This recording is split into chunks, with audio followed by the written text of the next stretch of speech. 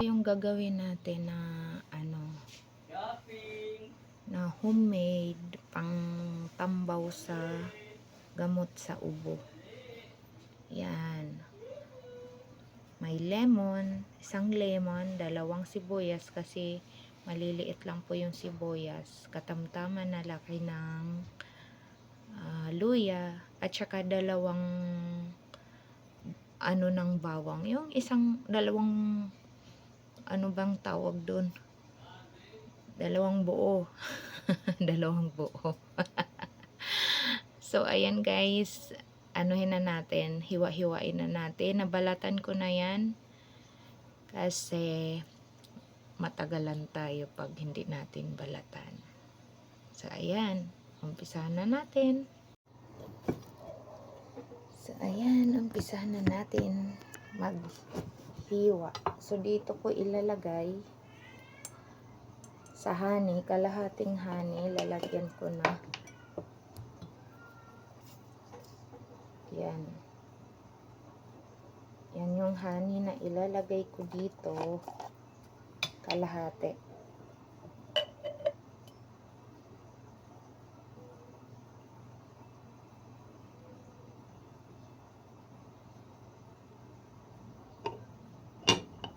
So, ayan, kalahati.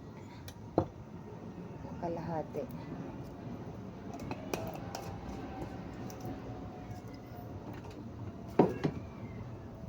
Takpan muna natin kasi maghiwa tayo ng sangkap.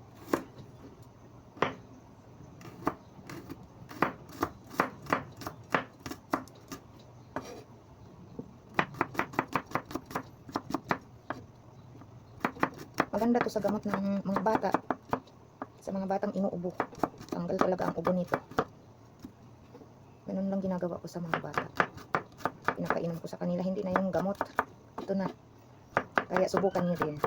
Gumawa ng homemade pangtambaw sa ubo.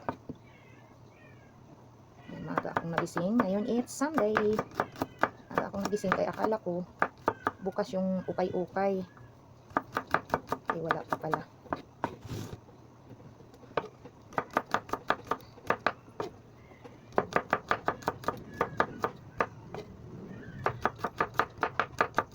Ganito lang yung paghiwa.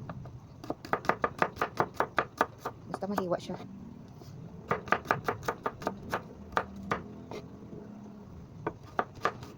Sa panahon ngayon, kailangan na natin DIY.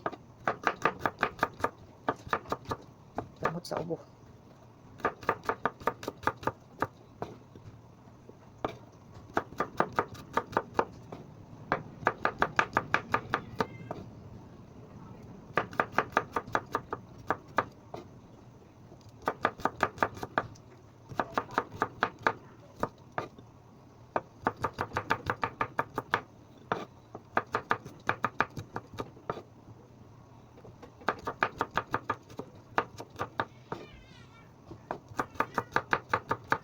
Tulog pa yung mga ano ko.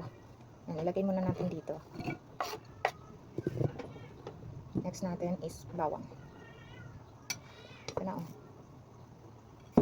Sunod, sibuyas pala. Hiwain lang din natin, maliliit.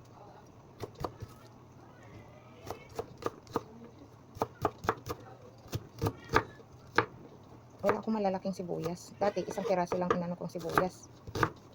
Nakailang gawa na ako nito. Tatlong gawa na.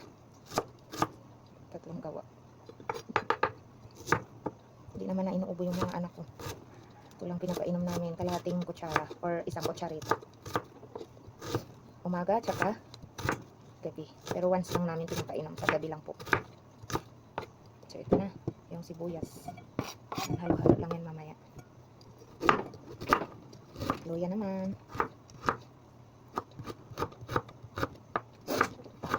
Sibuyas nakakaiyak. Ano kasi siyang sibuyas, Bisaya. Iyak man tayo nito eh. Kaharap sa sibuyas. Ay Diyos ko. Umiiyak na ako.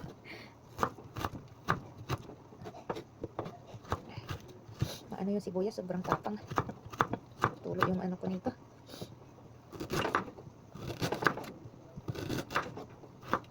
Parang hindi siya sibuyas, ano. Ang tapang.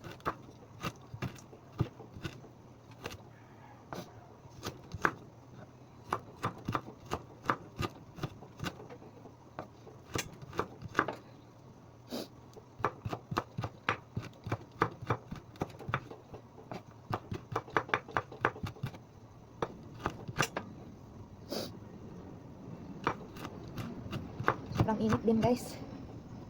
Pawis ako.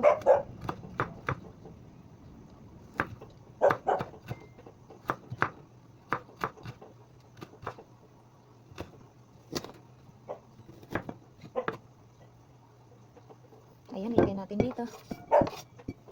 Yan, sunod nating hiwain is yung onion.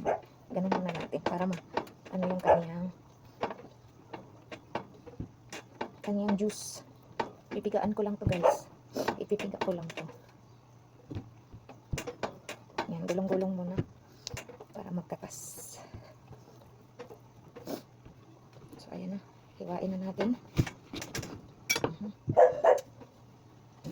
Ito ko siya ilagay yung kanyang juice. Pipiga natin dito. Yan, oh. Kasi wala tayong pang juicer.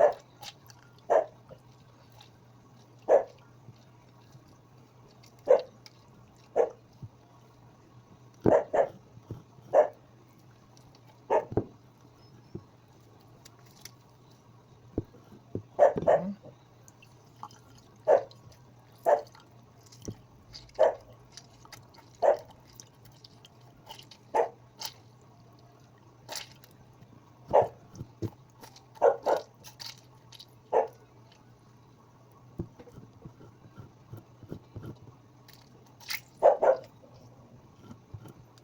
So, ayan. Kuha tayo ng... So, ihalo na natin dito, guys. Sabi muna natin yung... Ito yung ihalo natin dito sa honey. Ayan, lagay na natin. Mix muna natin para mag-ano siya. Ayan, lagay na natin dito.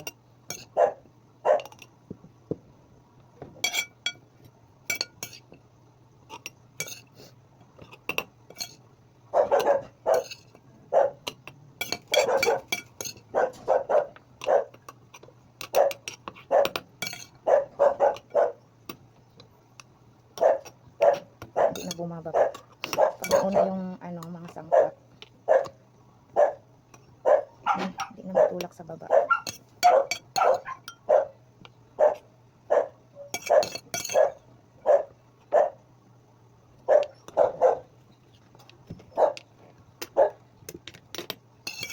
Tingnan mo, oh, yung honey.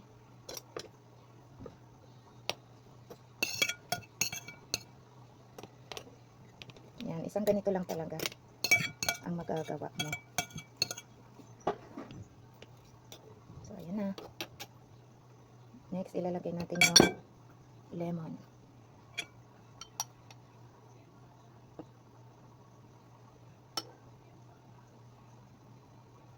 Sobrang puno.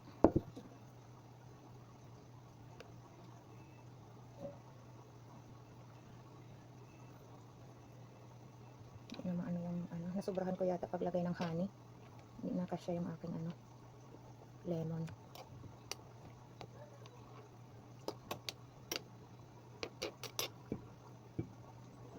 So, ayan, lagdag natin.